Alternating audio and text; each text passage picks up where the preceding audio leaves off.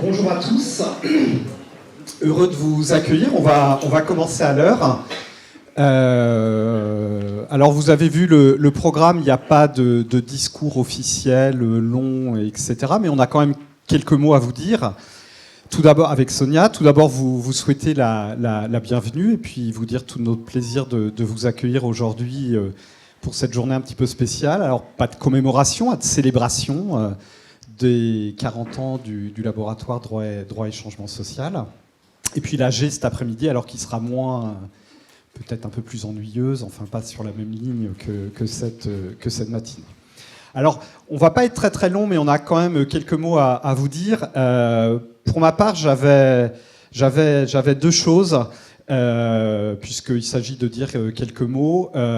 Première chose, tout d'abord, c'est les mots satisfaction et plaisir.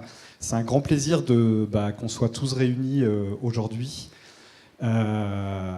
J'avais, il y a quelques semaines, comparé DCS à un hall de gare, à une agence de voyage, à un espace de coworking.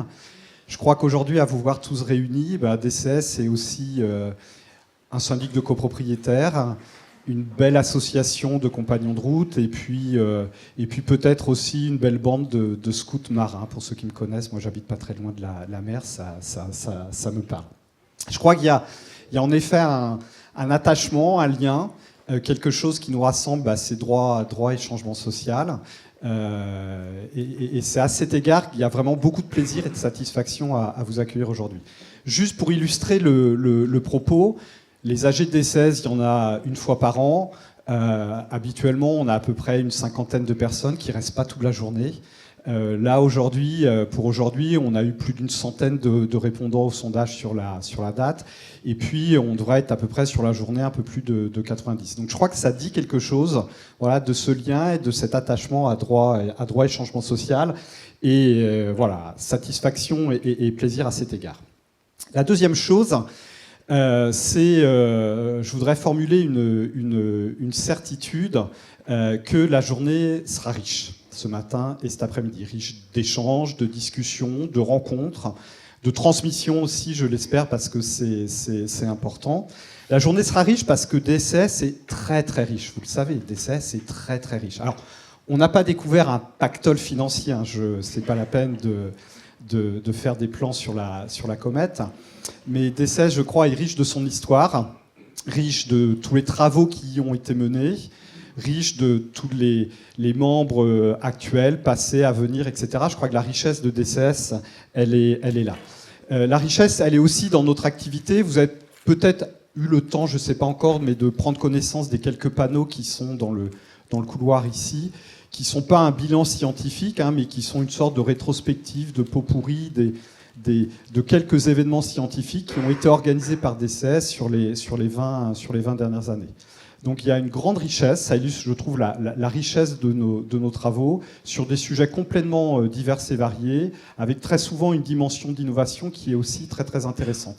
Donc c'est ça, pour moi, la richesse de DCS, c'est pas notre bilan financier, c'est nous et ce qu'on fait à l'intérieur du laboratoire. Et puis là encore, deux chiffres, pour illustrer cette richesse. On a fouillé un petit peu dans les archives de DCS. Et depuis 2003, donc ça fait 21 ans, il y a eu, je regarde mes notes, un peu plus de 500 événements scientifiques qui ont été organisés, portés par DCS en 20 ans. Des colloques, des journées d'études, des séminaires, des conférences, etc. C'est un chiffre qui est assez impressionnant de mon point de vue. Et puis, si on remonte encore un petit peu plus loin, sur les 30 dernières années, pas les 40 dernières années, mais sur les 30 dernières années, depuis 1994, donc en 30 ans, c'est 361 thèses qui ont été soutenues.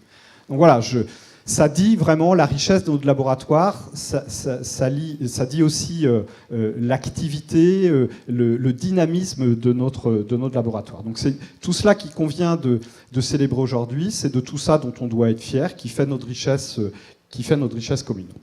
Je terminerai par des remerciements. Je tiens à remercier tous ceux qui ont fait DCS, qui ont créé DCS, qui étaient là à l'origine et qui l'ont fait grandir. Je tiens aussi à remercier toutes celles et puis tous ceux qui font aujourd'hui DCS au quotidien, qui font avancer. Et puis, je voudrais aussi remercier, pour les 40 prochaines années, on sera très probablement là, je pense, pour les 40 prochaines années, je voudrais aussi remercier ceux qui feront DCS. Alors, certains sont très probablement déjà dans la salle, mais un remerciement également à eux. Et puis un dernier remerciement également à tous ceux qui ont œuvré à la préparation de cette journée en amont. Il y a eu beaucoup de réflexions, il y a eu beaucoup de logistique, beaucoup d'organisation, etc. Donc je voudrais remercier, mais elles ne sont pas là, Anne-Claire, Katia, Milly, Cindy, Yannick, Pascal et puis Sonia. Voilà les noms de ceux que vous connaissez et qui ont œuvré à la préparation de la journée. Donc je termine rapidement. On a dit qu'on serait très très court en vous souhaitant une très très belle journée et en vous redisant tout le plaisir qu'on a de vous accueillir aujourd'hui. Merci.